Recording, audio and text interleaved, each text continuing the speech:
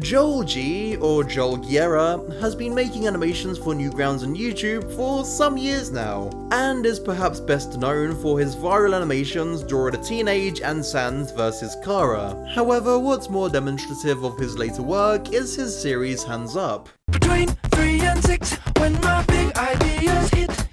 It focuses on two female alien cops called Ulala and Margot, who struggle to see eye to eye due to being polar opposites. Everyone's eyes are on me anyway. Shut up! They're hilarious, and I love them.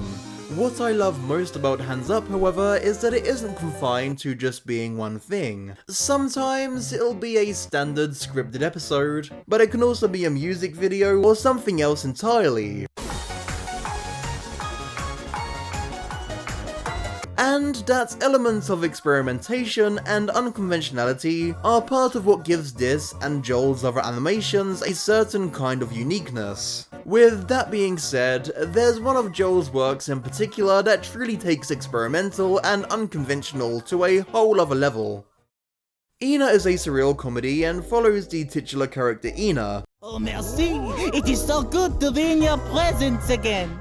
The series is character driven like most of Joel's work and focuses more on Ena herself rather than any coherent plot. So who exactly is she? Ena is inspired by Picasso's painting Girl Before a Mirror, where the subject's face is split up into different colours. Like the Girl Before a Mirror, Ena's face is also split up into different colours, yellow and blue, which both respectively represent a persona that takes over depending on Ena's emotional states. When she's happy, her yellow side will take over. In this state, she's optimistic, level-headed, and confident. When she's sad, the blue right side of her face will take over, and she'll become pessimistic, anxious, and self-deprecating. I'm sorry.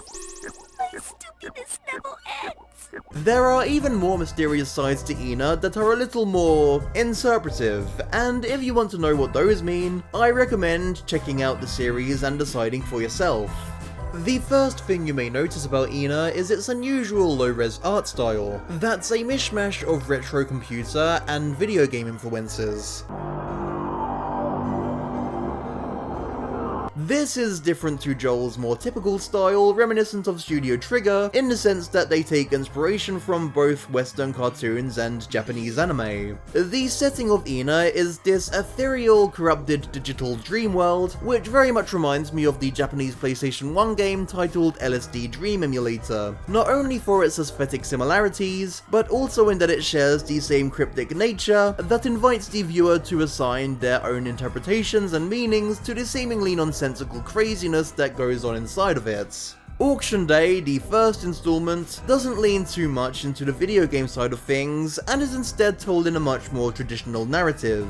On the other hand, Extinction Party, the second installment, is framed as if it were a 3D first-person exploration game. It follows Ena on her quest to give her friend Moony a gift as she meets an array of colourful NPCs that help her along the way. A small detail that I really enjoy about this particular installment is that the characters have both overworld sprites and talk sprites. It really feels like you're playing some old cursed game. It creates this sense of immersion which makes the unsettling things feel even more unsettling. And being unsettled is one of my favourite things about watching Ena.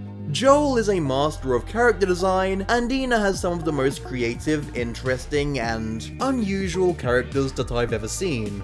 Just like the world they inhabit, they feel corrupted or glitchy. One of my favourites is the Auctioneer. Not only is his design creepy as hell, it's actually rather clever. While it looks like the little dude is talking, he's actually a puppet being manipulated by the huge cassette tape behind him that's jacked into his brain.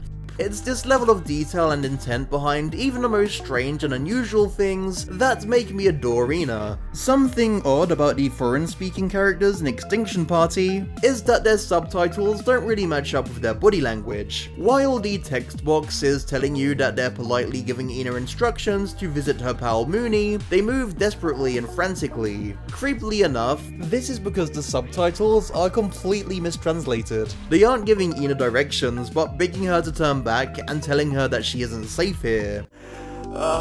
Can't you say anything that makes sense?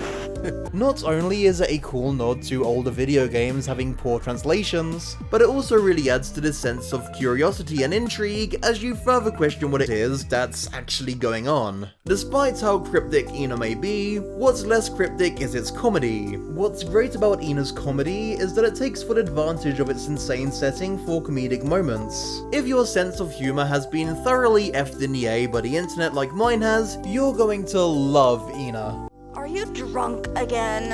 Oh, no, no, no, no, no, no, no, no, no, no, no, no, no, no. The series at its core is just one big absurdist shitpost. Ena herself is just insanely fucking funny to me. I love seeing her go from so enthusiastic and excitable to this. Oh, what now? Are you gonna shoot me or something? Come on, do it! If you want to watch something that's going to confuse you, intrigue you, and entertain you, go and check out Auction Day and Extinction Party on Joel G's channel. If you enjoyed this video, don't forget to leave a like, subscribe for more content from me, and comment your own thoughts on Ena down below. See you next time.